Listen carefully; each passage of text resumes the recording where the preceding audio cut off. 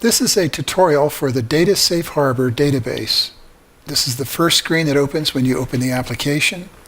I want to point out if you were successful in putting in the password and username on the first screen that pops up, for people that are buying this application, you need to put in Safe Harbor with a capital on each word and the word password in the password field.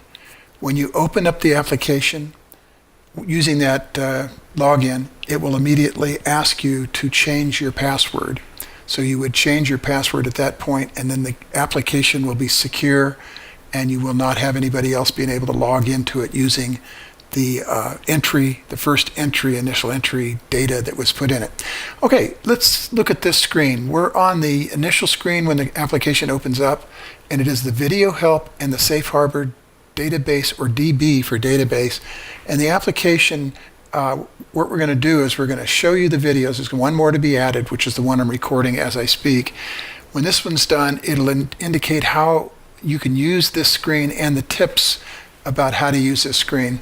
The first thing I want to show you is that you're using a logout if you're on this screen to exit the application when you get done using it. And also, because that will also ask you to relog back in once you've logged out, you're secure, you know that nobody else is going to be able to see the information, and when you log out, that will allow you to secure the information so that it would be logged back in again.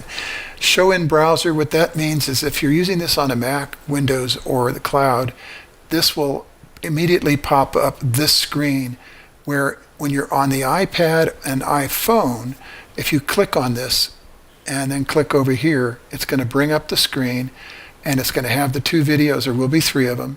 When they're completed, it will pop up and it'll show you and start discussing. I'm going to stop it so we can still talk. The next thing you want to do when you bring up this is to go over here to the gear and go in and change it from 360 to 720 HD. When you restart it now, you'll notice that it'll be higher resolution. And we're waiting for it. It might take a second because it's sometimes it can be slow on the internet. While I'm doing this, I'll also show you that there it goes now.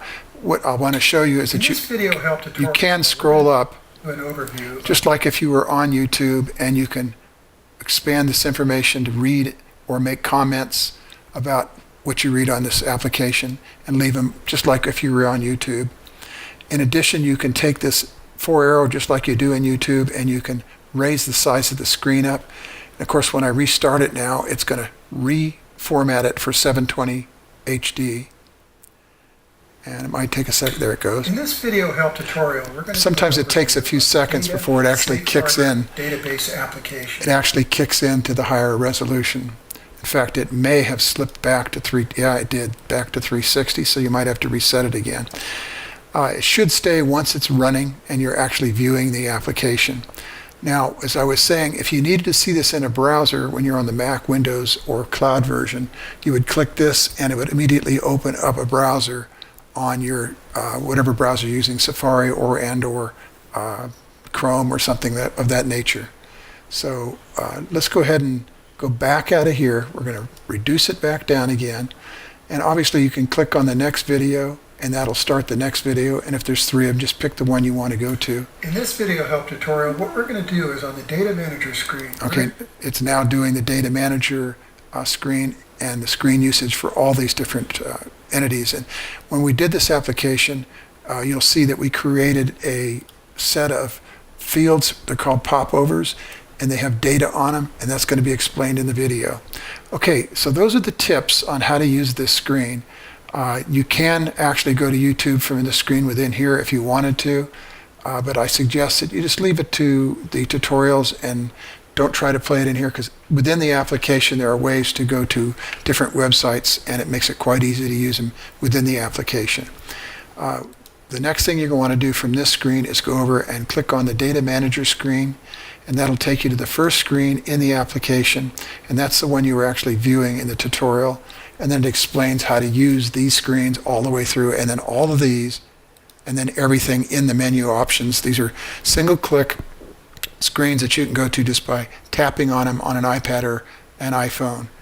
Okay, if you have any questions, contact us through ontargetsolutions.biz. That's our website. And it's also available if you click on the detail sheet in iTunes. Down at the lower left corner, you'll see where it says Developer, and you can click on that link and it'll take you to our help website. You get free technical support for this application, so you can use our chat online from our website if you have questions. Thank you.